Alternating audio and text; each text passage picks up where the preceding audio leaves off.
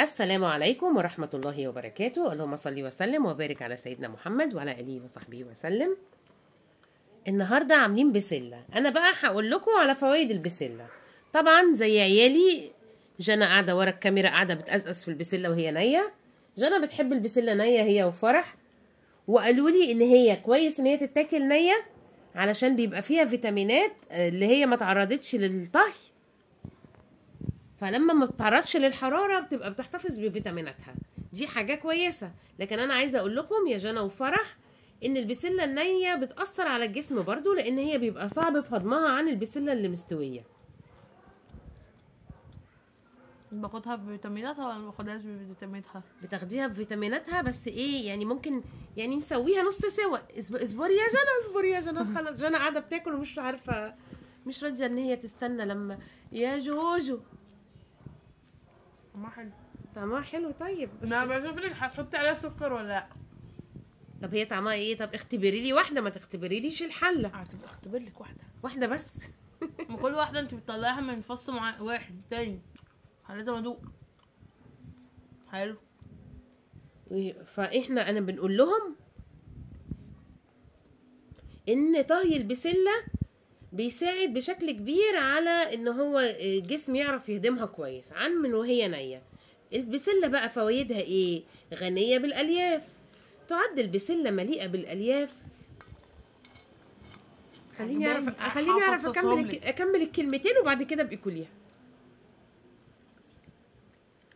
البسله غنيه ومليئه بالالياف اللي بيحتاجها الجسم، وتحديدا الالياف غير القابله للذوبان اللي بتساعد على الشبع وتنظيم الشهيه وتحسين عمليه الهضم. ايه كمان من فوائد البسله؟ البسله بتساعد على ضغط الدم. ايوه لانها النية والمستويه. باخد لك منها تانية، ممكن ده يبقى مسكر عن ده. طبعا احنا بعد ما نخلص الفيديو هيبقى البسله اللي انا فصصتها خلصت. ده مسكر اكتر من ده. بالهنا والشفا يا جوجو. حبيبتي.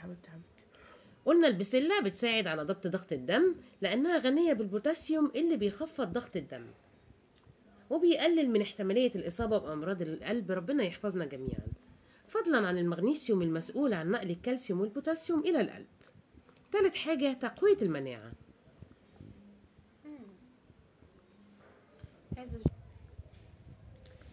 تقوية المناعة خلال أشهر الشتاء ده أمر مهم عشان ما يحصل لناش فرص تعرض للبرد. ربنا يحفظنا جميعا. والبسلة بتساعد بشكل أساسي على كل الجسم اللي يحتاجه الجسم لدعم جهاز المناعة. ففيها فيتامين سي وفيتامين اي وزنك ومضادات أكسدة عشان تساعد الجسم على مكافحة العدوى. وكمان البسلة بتساعد على حماية صحة العين. دي معلومة جديدة أول مرة أسمعها، لأن نص كوباية من البسلة الخضراء بيحتوي على 47% من الكمية اليومية الموصى بها من فيتامين أ اللي بيحمي الرؤية وبيقي من الضمور البقعي. ناكل البسلة، ما نقولش بقى الجزر بيقوي النظر لوحده، البسلة والجزر بيقوي النظر. والبسلة بتساعد كمان على خفض سكر الدم. بتحتوي البسلة الطازجة على مؤشر جلايسيمي منخفض نسبيا وبيساعد على التحكم في نسبة الجلوكوز في الدم.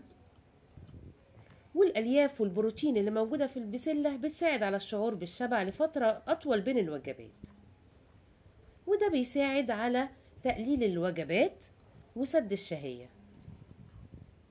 وبس كده، وبالهنا والشفا. أسيبكم قبل ما ألاقي طاسة البسلة خلصت. والسلام عليكم ورحمة الله وبركاته.